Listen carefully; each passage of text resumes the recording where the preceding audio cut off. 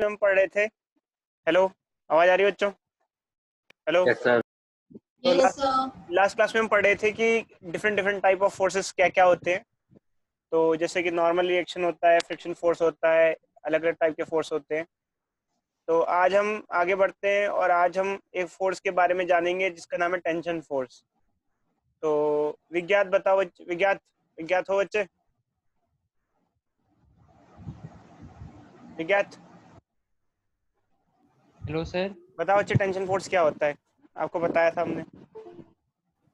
Sir वो string में जब कोई हैवी चीज उसको खींचती है तो सर वो उसको बैलेंस करने के लिए ऊपर की तरफ फोर्स लगता है तो टेंशन फोर्स कहते हैं। कौन लगाता है टेंशन फोर्स? तो स्ट्रिंग की लगाती है, स्ट्रिंग के पार्टिकल्स। स्ट्रिंग के पार्टिकल्स लगाते हैं। टेंशन फोर्स क्या होता है बच्चों? जैसे एक स्ट्रिंग के ऊपर हम कुछ लोड टांग देते हैं, कोई लोड हमने टांग दिया ऐसा, ठीक है। तो अब क्या होता है कि लोड इस बॉडी पे अर्थ का वेट लग रहा है, अर्थ की वजह से ग्रेविटेशन फोर्स लग रहा है mg। तो ये जो स्ट्रिंग है खींचने लग जाती है। स्ट्रिंग खींचे ना, इसलिए स्ट्रिंग के मॉलिक्यूल लेंथ को खींचने ना देने के लिए एक अंडर ऐसा फोर्स लगाते हैं, इनसाइड फोर्स लगाते हैं, इसे टेंशन फोर्स कहते हैं। समझ में आ रहा है बच्चों? हमने टेंशन फोर्स के बारे में आपको फिर पहले ही बता रखा है कि अगर किसी स्ट्रिंग को हम खींचते हैं आउटसाइड, तो स्ट्रिंग के पार्टिकल उसके अपोजिशन में एक इनसाइड फोर्स लगाते हैं अंदर की तरफ, उसे टेंशन फोर्स कहते हैं। क्यों लगाते हैं बताओ? अनन्या बताओ अच्छी, क्यों लगाते हैं? सर डिफॉर्मेशन को अपोज करने के शाबाश लिए। बच्ची, वेरी गुड। डिफॉर्मेशन को अपोज करने के लिए। स्ट्रिंग के पार्टिकल नहीं चाहते कि वो आपस में जुदा हो, आप उसको खींच के अलग अलग कर रहे हो, तो डिफॉर्मेशन को अपोज करने के लिए स्ट्रिंग के पार्टिकल एक अपोजिंग फोर्स लगाते हैं, जिसका नाम है टेंशन फोर्स। कोई डाउट बच्चों? ठीक है बच्चों, आगे बढ़े। सर चलो, तो हमको ये समझ में आ गया बच्चों, टेंशन फोर्स समझ में आ गया। तो एक्चुअली क्या होता है मैंने आपको बता रखा है।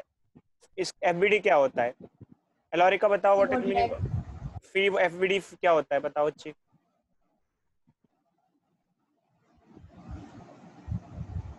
एलोरिका, यस सर। क्या होता है अच्छी? फ्री बॉडी डायग्राम क्या होता है?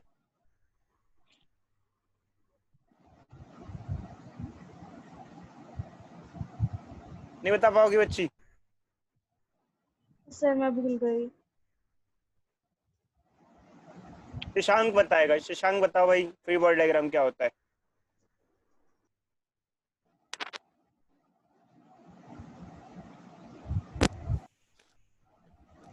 शशांक,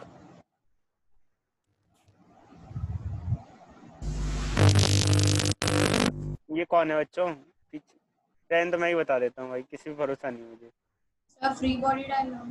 देखो अच्छे, फ्री बॉडी डायग्राम क्या होता है? एक बॉडी पे लगने वाले फोर्सेस को जो डायग्राम शो करता है उसको फ्री बॉडी डायग्राम कहते हैं। जैसे ब्लॉक है, उस पर भी दो फोर्स लग रहे हैं, एक लग रहा है वेट और एक लग रहा है टेंशन फोर्स। टेंशन फोर्स हमेशा अवे लिया जाता है। ये दोनों फोर्स एक दूसरे को कैंसिल करेंगे तो नेट फोर्स क्या हो जाएगा? जीरो हो जाएगा।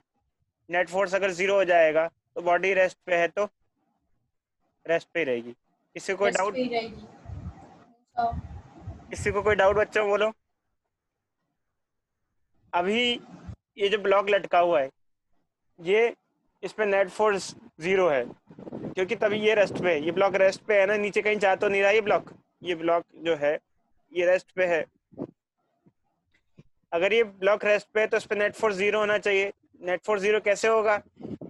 ऐसे होगा कि सारी फोर्सेस कैंसिल हो जाए, बैलेंस हो जाए। समझे बच्चे या नहीं समझे? टेंशन फोर्स कहते हैं इसको। कोई डाउट किसी को टेंशन फोर्स के बारे में? सर क्या होता है भाई? टेंशन फोर्स पढ़ लेते हैं एक बार डेफिनेशन में। क्या होता है भाई, पढ़ो। The force exerted by particles of taut string, rope और chain, tension force opposes the deformation. ये होता है टेंशन फोर्स। तो बच्चों हमने बेसिक टाइप के सारे फोर्सेस पढ़ लिए हैं। अब हम आते हैं कुछ पुरानी चीज़ पे जो 9th क्लास में आपने पढ़ी होगी। तो 9th क्लास में आपने एक टर्म पढ़ी थी जिसका नाम था लीनियर मोमेंटम। तो भाई एक हमारा बच्चा अब्दुल्ला ये बताएगा, 9th क्लास में लीनियर मोमेंटम पढ़ा है बच्चे? बता सकते हो कुछ मोमेंटम के बारे में क्या होता है? सर याद नहीं। ठीक है, सार्थक बताओ बच्चे। सक्षम बताओ, सक्षम बताएगा। सक्षम कुछ याद है बच्चे मोमेंटम के बारे में? मैंने एक्चुअली मास्क लगा रखा है, मेरी आवाज ढंग से नहीं आ रही होगी। एक्चुअली क्या है, मेरी तबीयत थोड़ी ठीक नहीं है। ठीक है, हाँ। तो मोमेंटम क्या होता है, सक्षम बता सकते हो? सक्षम माइक खोलो बच्चे, सक्षम माइक खोलो, माइक ओपन करके बताओ। सक्षम, क्या कोई बच्चा बोलने को तैयार नहीं होता है? अब्दुल ये कौन बताएगा, अब देखते हैं। शशांक बताओ अच्छे, मोमेंटम क्या होता है? सक्षम बताओ अच्छे, क्या होता है? It's the product of mass and velocity. शाबाश बच्चे। अच्छा, मोमेंटम मास और वेलोसिटी का प्रोडक्ट होता है बच्चे, बट मोमेंटम से हमें क्या पता चलता है? ये तो ठीक है, ये तो एक बेसिक जनरल डेफिनेशन है। अगर इसको वेक्टर फॉर्म में लिखते हैं तो वेक्टर फॉर्म में इसके ऊपर बस ऐसा लगा देते हैं। जिन बच्चों ने वेक्टर वेक्टर स्टडी नहीं किए बच्चों, वो मेरी प्लेलिस्ट देख ले। प्लेलिस्ट में मैंने सारे अब धीरे धीरे ढंग से कर रहा हूँ। पुराने वीडियो लेक्चर आप देख सकते हो, मेरे यूट्यूब पे मैंने अपलोड कर रखे हैं। तो ये मोमेंटम होता है बच्चों। तो ये हमारा मोमेंटम है। Momentum is product of mass and velocity. समझे या नहीं समझे? किसी को कोई doubt? Yes, sir. But momentum हमें क्या बताता है? मोमेंटम क्या बताता है? एक्चुअली मोमेंटम बताता है quantity of motion in body. Quantity of motion in body, एक बॉडी के अंदर कितना मोशन है। सर मतलब बॉडी कितनी फास्ट है कितनी स्लो है? नहीं नहीं बच्चे भी बताते हैं। देखो, इसका आप ऐसे नहीं समझ सकते, इसको समझने के लिए एग्जांपल लेना पड़ेगा। एक मोटे से अंकल है, ये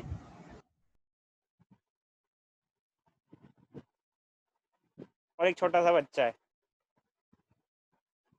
दोनों भागते भागते आ रहे हैं। कौन गिरेगा? कौन गिरेगा? जिसका मोमेंटम सर कम किड होगा। विल फॉल, बच्चा गिर जाएगा। देखो बच्चों, अनन्या ने जवाब दिया, तो अनन्या को जवाब था, अनन्या ने मास के बेसिस पे जवाब दिया। अनन्या ने कहा कि सर अंकल जी बहुत भारी है, मास ज्यादा है, तो बच्चा गिर जाना चाहिए। नहीं, अगर बच्चा बहुत हाई वेलोसिटी से भागता है बुलेट की स्पीड से, तो अंकल गिर जाएंगे। सिर्फ मास डिसाइडिंग फैक्टर नहीं होता है, मास और वेलोसिटी का मल्टीप्लिकेशन जो कि मोमेंटम होता है, ये डिसाइडिंग फैक्टर होता है किसके अंदर मोशन ज्यादा है। बच्चे का वेलोसिटी बहुत हाई हुई तो बच्चे का मोमेंटम बहुत हाई होगा, बच्चे का मोमेंटम हाई होगा तो बच्चे के अंदर मोशन ज्यादा होगा, ज्यादा मोशन होगा तो दूसरे वाले को कुचल देगा। समझे बच्चों या नहीं समझे? बोलो।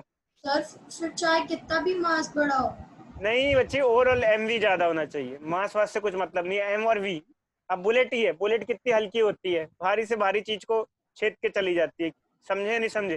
बुलेट का मास कितना कम होता है Yes. बट उसकी वेलोसिटी बहुत हाई होती है, तो ये मैटर करता है। वेलोसिटी ज्यादा होना बहुत बड़ी बात है बच्ची। समझे या नहीं समझे? मास तो ठीक है, अपनी जगह ठीक है, बट वेलोसिटी हाई होना इंपॉर्टेंट होता है। सर हाँ बच्चे सर बोलो। एक बार रिपीट कर दिएगा, इसमें डिस्कनेक्ट हो गया था ऑडियो, एक बार रिपीट कर दीजिए। हाँ बच्चे, मैं रिपीट कर देता हूँ। देखो बच्चे, अंकल और बच्चा टकराएंगे तो कौन गिरेगा, ये सिर्फ मास पे डिपेंड नहीं करेगा, ये मास और वेलोसिटी के मल्टीप्लिकेशन पे डिपेंड करेगा।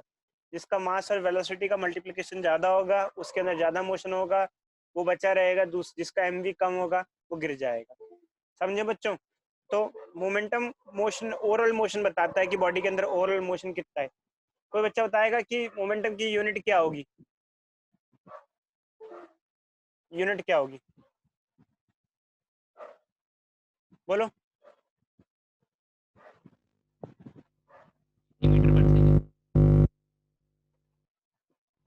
kg meter per second. मास की होगी केजी और वेलोसिटी की होगी मीटर पर सेकंड, तो मोमेंटम की यूनिट होगी केजी मीटर पर सेकंड। कोई डाउट बच्चे किसी को? बोलो भाई बोलो। No sir. चलो अच्छा आगे बढ़ते हैं। Clear, sir. ये एक वेक्टर क्वांटिटी होती है, ध्यान रखना, वेक्टर क्वांटिटी होती है। अब हम थोड़ा इंट्रोडक्शन पे ही आते हैं, जो कि अब शायद सिलेबस से हट गया है। अभी नया चेंज आया है, आपने देखा होगा, जो नया सिलेबस आया उसको कुछ चीज़ें हटा दी गई हैं, बट खैर पढ़ना तो सभी पढ़ता है, कहने के नाम का चीज़ें हटी हैं। तो सबसे पहले बच्चों, फर्स्ट सेकंड थर्ड लॉ आप 9th क्लास में पढ़ के आए हो। फर्स्ट लॉ को लॉ ऑफ इनर्शिया कहते हैं। इनर्शिया में क्या होता है बच्चे, थोड़ा सा बता देते हैं। इनर्शिया का मतलब क्या होता है? कोई बच्चा बताएगा इनर्शिया का मतलब क्या होता है?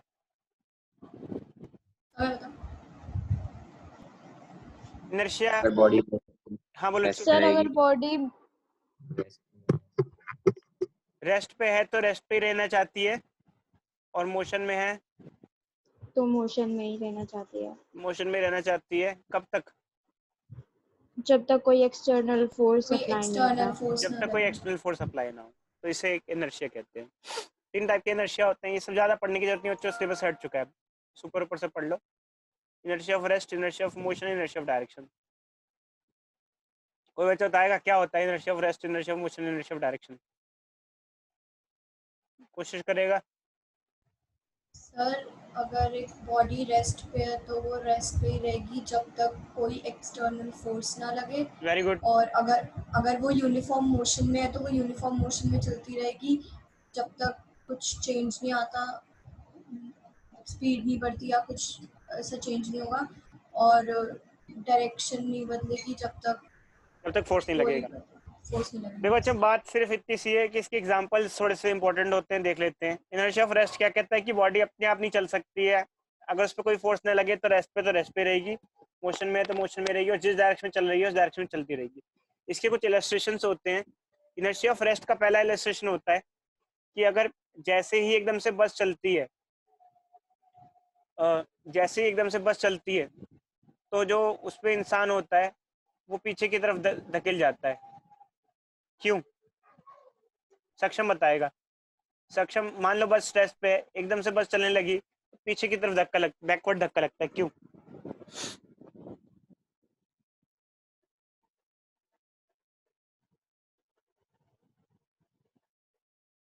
बोलो भाई। सर क्योंकि उस समय पे हम और बस दोनों एट स्टेट ऑफ रेस्ट हैं, और फिर जब अचानक से बस स्टेट ऑफ मोशन में आती है तो हमारी बॉडी उससे रिएक्ट करने में थोड़ा टाइम लेती है, इसलिए हमें बैकवर्ड पुश लगता है। देखो अच्छा, एक्चुअली क्या है कि बिल्कुल पहले हम लोग दोनों, हमारा लोअर पार्ट और अपर पार्ट दोनों रेस्ट पे रहता है, बट बाद में एकदम से जब बॉडी मोशन में आती है, बस चलने लग जाती है, तो लोअर पार्ट तो नीचे होता है, जमीन के साथ होता है, वो तो मोशन में आ जाता है, बट अपर पार्ट इतनी जल्दी मोशन में नहीं आ पाता, इनर्शिया की वजह से रेस्ट पे रहता है, तो हमारा अपर पार्ट पीछे पीछे की तरफ लुढ़कने लग जाता है, ऐसे।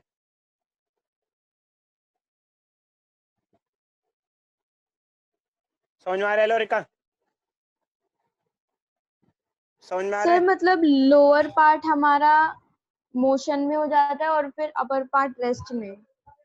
हाँ, अपर पार्ट इतनी जल्दी उसको वो नहीं कर पाता ना, ऑप्ट नहीं कर पाता। जैसे ये तो जमीन से कनेक्शन में है, पैर तो अगर बस चली तो बस का बेस चला, तो लोअर पार्ट उसके साथ ही चला, बट अपर पार्ट रेस्ट पे था, तो एकदम से वो मोशन में नहीं आ पाता है, जर्क फील होता है उसको, एकदम से पीछे की तरफ लुढ़क जाता है, वो रेस्ट पे ही रहने की कोशिश करता है।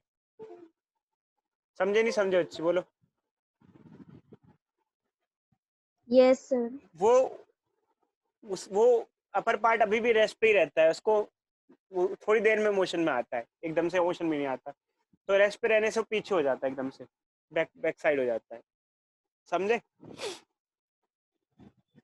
इनर्शिया ऑफ रेस्ट ऑफ ये जो अपर पार्ट है, ये रेस्ट में रहने की कोशिश करता है, रेस्ट में रहता है कुछ सेकंड्स तक बस, उसके बाद तो फिर वो भी मोशन में आ जाता है, बंदा ठीक हो जाता है, पूरी बॉडी और बस दोनों मूव करने लग जाते हैं आगे की तरफ। और क्या क्या इलस्ट्रेशन है इसके? वैसे तो कुछ आएगा नहीं बच्चों, पढ़ने की जरूरत नहीं है, बस बता रहे हैं, ठीक है बच्चों? ये वाला एग्जांपल देखो बच्चे। When a carpet is beaten by a stick, the dust particle fell off vertically downward. Once they are released, there is no do not move along the carpet and fell off. कोई बच्चा carpet वाला example देगा? Carpet को जब हम उससे Yes, sir. बताओ बच्चे, बताओ बच्चे। सर जब हम कारपेट को बीट करते हैं तो कारपेट के मतलब जो कारपेट के फाइबर्स होते हैं वो मोशन में आ जाते हैं, और जो डस्ट पार्टिकल्स होते हैं वो रेस्ट में रहते हैं। जब कारपेट के फाइबर्स हिलते हैं तो डस्ट पार्टिकल्स अपनी जगह से हिलकर नीचे गिर जाते हैं।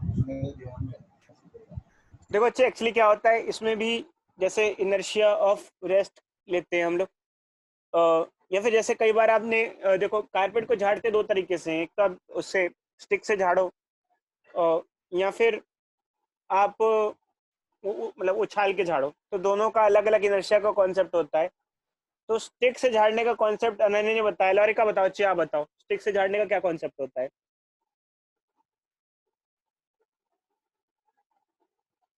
बोलो बोलो।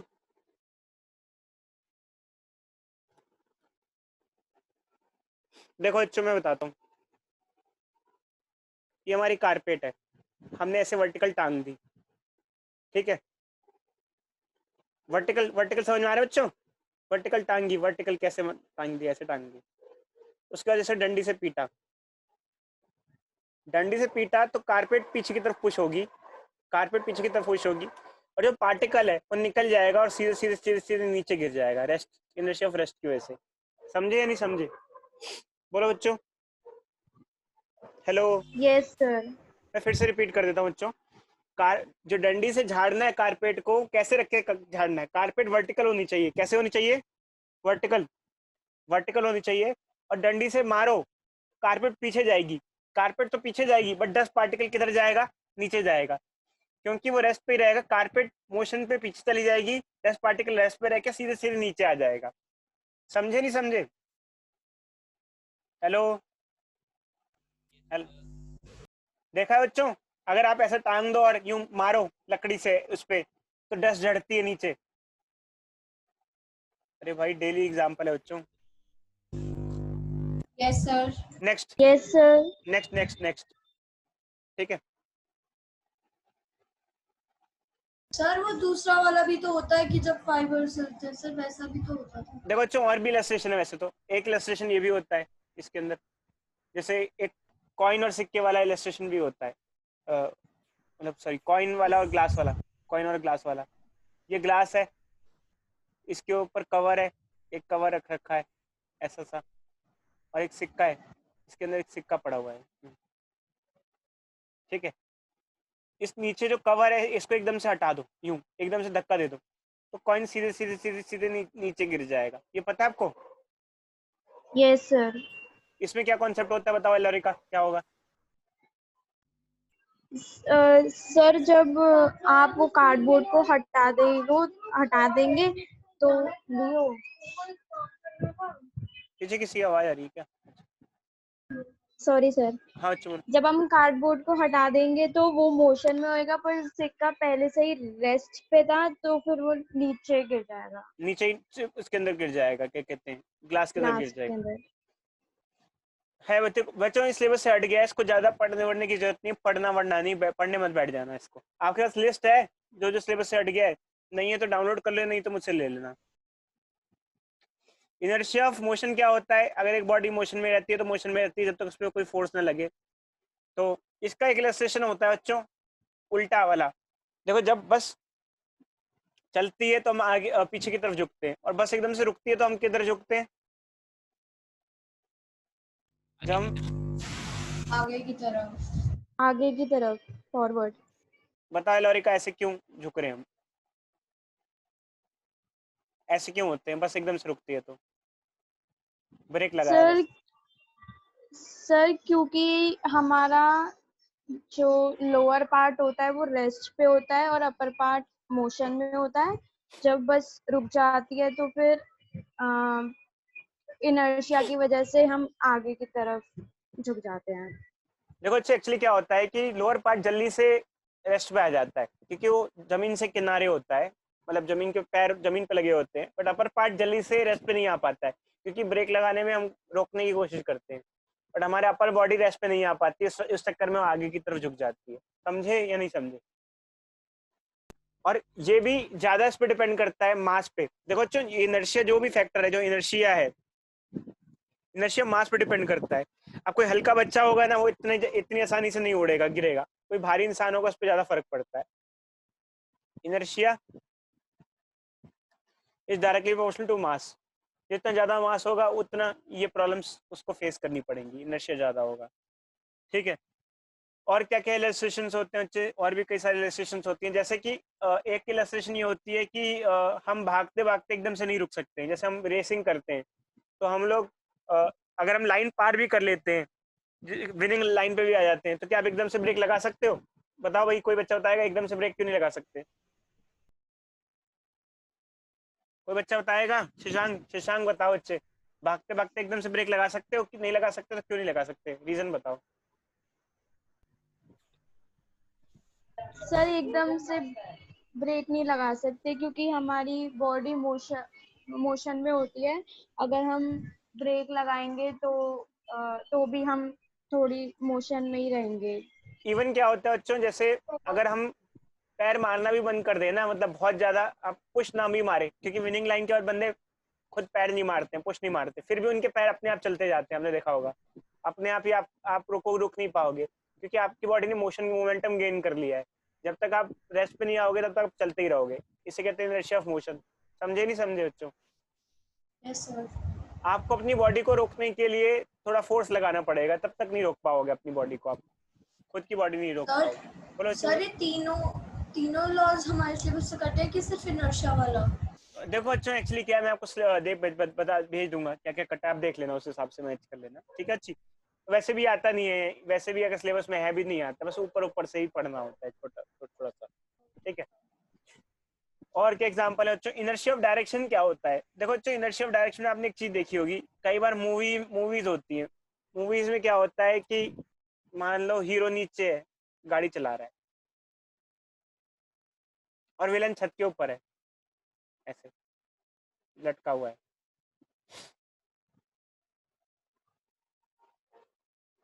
और नीचे हीरो गाड़ी चला रहा है। तो हीरो जानबूझ के स्टीयरिंग राइट लेफ्ट करता है, फास्ट एकदम से राइट, एकदम से लेफ्ट, एकदम से राइट। क्यों?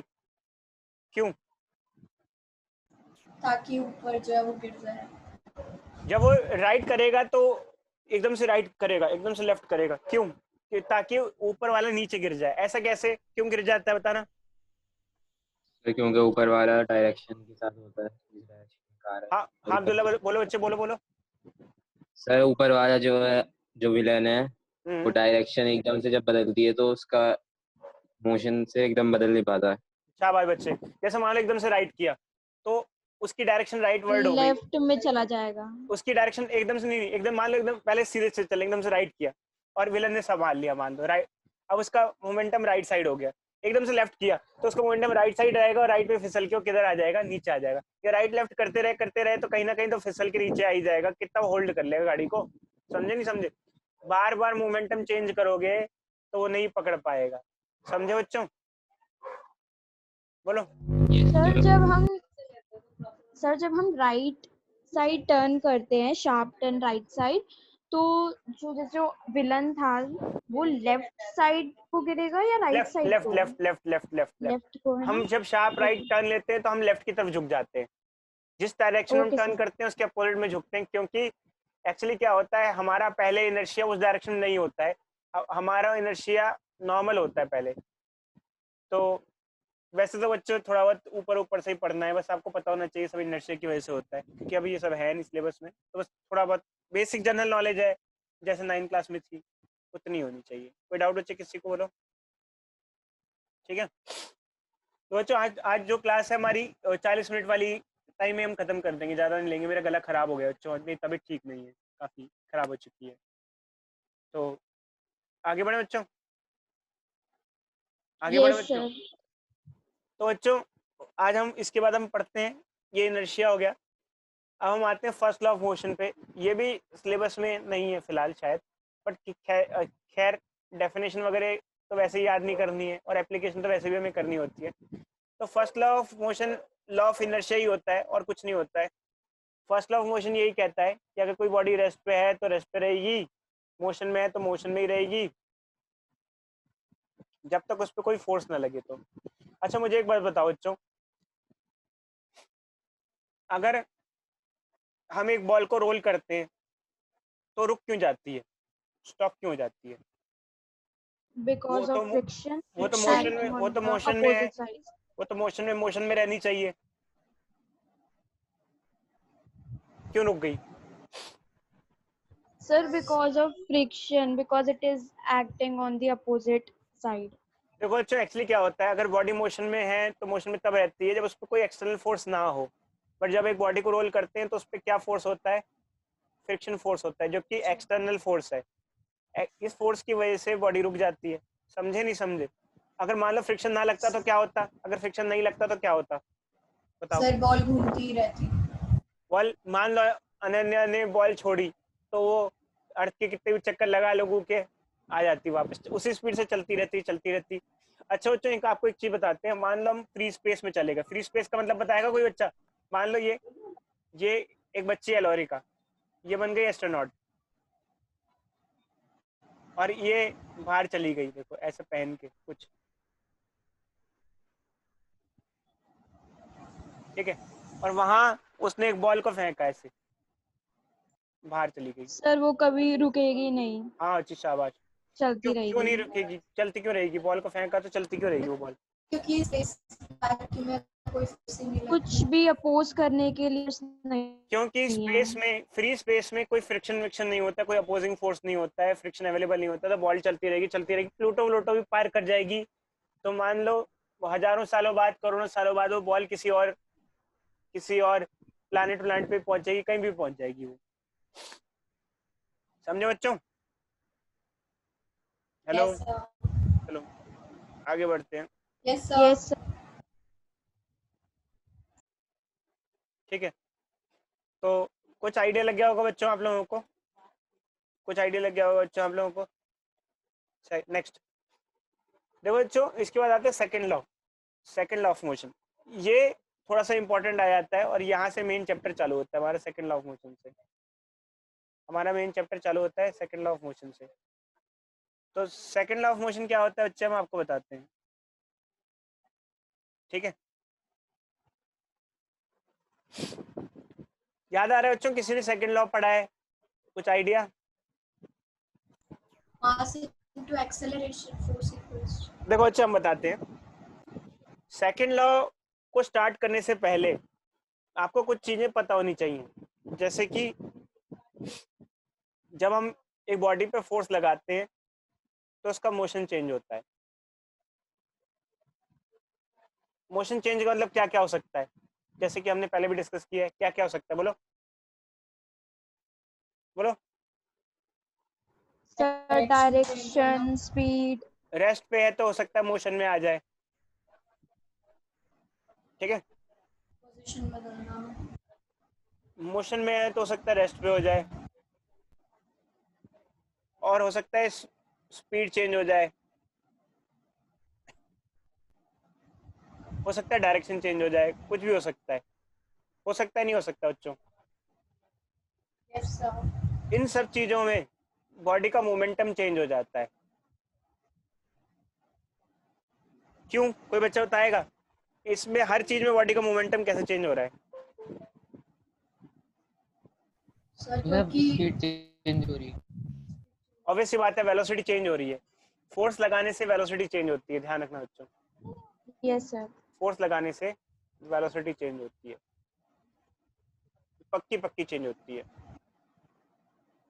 वेलोसिटी चेंज हो रही है मतलब मोमेंटम चेंज हो रहा है। समझे बच्चों? Yes sir. जब हम किसी बॉडी पे फोर्स लगाते हैं तो उसका मोमेंटम चेंज होगा ही होगा, ये पक्की चीज है। ऐसा हो ही नहीं सकता मोमेंटम चेंज ना हो। तो कैसे कैसे बच्चों, जैसे मान लो क्या क्या पॉसिबिलिटीज हैं। अब जैसे चलो कुछ एग्जांपल लेते हैं बच्चों। जैसे एक बच्चा साइकिल चला रहा है, ठीक है, तो अच्छा खासा साइकिल चला रहा था वो कुछ स्पीड के साथ, हमने पीछे से फोर्स लगाया, बताओ बच्चों मोमेंटम चेंज होगा या नहीं होगा? सर होगा चेंज। क्या होगा, मोमेंटम क्या होगा, इंक्रीज होगा। बढ़ जाएगा। मान लो हमारी दुश्मनी थी, बच्चे से लड़ाई हो रखी थी, हमने पीछे की तरफ फोर्स लगाया, तो क्या होगा बच्चों, क्या होगा? मोमेंटम कम हो जाएगा। मोमेंटम कम हो जाएगा। डिक्रीज्ड। अच्छा मान लो कोई और केस होता, मान लो एक बैट बॉल खेल रहे हम, ऐसे बैट है, बॉल आई, ऐसे और ऐसे चली गई, 10 मीटर पर सेकंड से आई और 10 मीटर पर सेकंड से चली गई। ठीक है, क्या मोमेंटम चेंज हो रहा है नहीं हो रहा? हमने फोर्स लगाया, बल्ले से फोर्स हो लगाया, रहा है तभी सर। सर हो रहा है मोमेंटम चेंज हो रहा है। क्यों किस वजह से मोमेंटम चेंज हो रहा है बताओ? सर, क्योंकि direction change in direction. Direction change हो रही है। तो देखो बच्चों, एक्चुअली क्या होता है कि if we are applying force any body there will be change in momentum. Change in momentum कैसे भी हो सकता है, डायरेक्शन से भी हो सकता है, मैग्नीट्यूड से भी हो सकता है, बट ये है इस चीज़ का ध्यान रखना कि एक बॉडी पे हम कभी भी फोर्स लगाते हैं तो उसका वेलोसिटी जरूर चेंज होगा।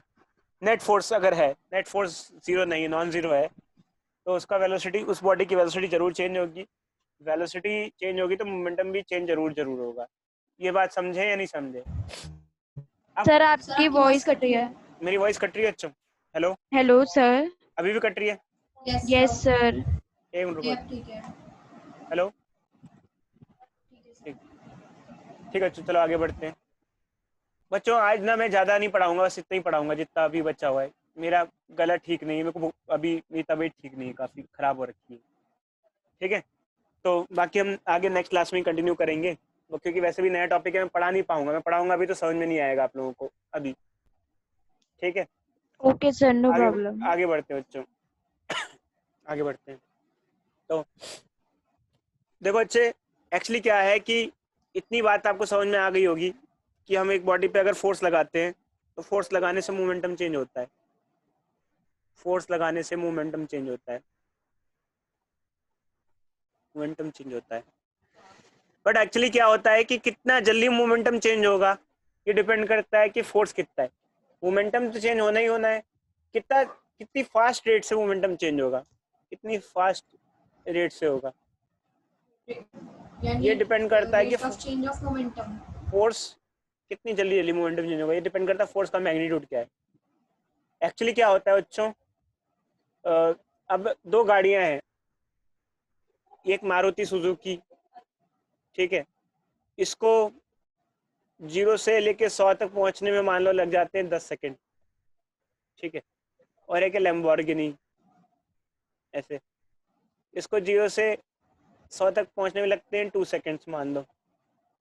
तो ऐसा क्यों बच्चे, मारुति सुजुकी को ज़्यादा टाइम क्यों लगता है और लैम्बोर्गिनी को कम टाइम क्यों लगता है? कोई बच्चा बताएगा इसकी इन्फॉर्मेशन? क्योंकि सर लैम्बोर्गिनी का इंजन ज्यादा फोर्स लगा रहा है। लैम्बोर्गिनी का इंजन का ज़्यादा पावर है, पावर ज़्यादा पावरफुल इंजन है, ज़्यादा फ्यूल बर्न करेगा, फ्यूल ज़्यादा बर्न करेगा, ज़्यादा फोर्स लगाएगा, ज़्यादा फोर्स लगाएगा तो सर आपकी आवाज नहीं आ रही। नहीं आ रही बच्चों? किसी को नहीं आ रही? हेलो, बीच सर में आपकी आवाज कट जाती रही है। है। रुको।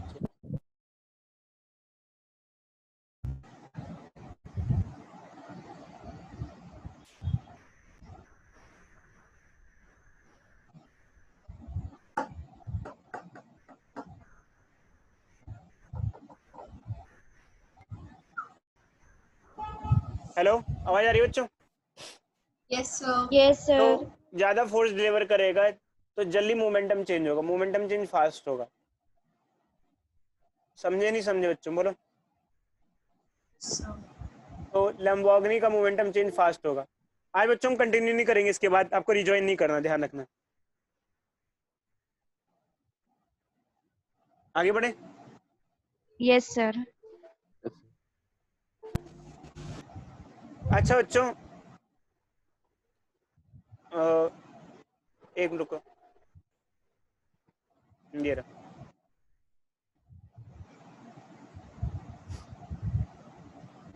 तो नेक्स्ट क्लास में हम सेकंड लॉ ऑफ मोशन से चालू करेंगे। वैसे तो ये थ्योरी आपके सामने दे रखी है, ये थ्योरी है, ये तो आपने 9th क्लास में पढ़ी होगी, बट इसका यूज प्रॉपरली क्या होता है हम आपको बताएंगे। सेकंड लॉ ऑफ मोशन ये कहता है कि मोमेंटम जल्दी चेंज तब होगा जितना ज़्यादा फोर्स लगाओगे तो एक्चुअल में क्या होता है बच्चों, मोमेंटम चेंज मैटर मेन मुद्दा नहीं है, मोमेंटम चेंज कितनी जल्दी होगा ये मैटर करता है। समझे नहीं समझे बच्चों, बोलो भाई। यानी rate of change of momentum matters rather than the change of momentum. Force के लिए तो ये दे आर मैटर करता है। Directly proportional. अगर फोर्स लगाते हो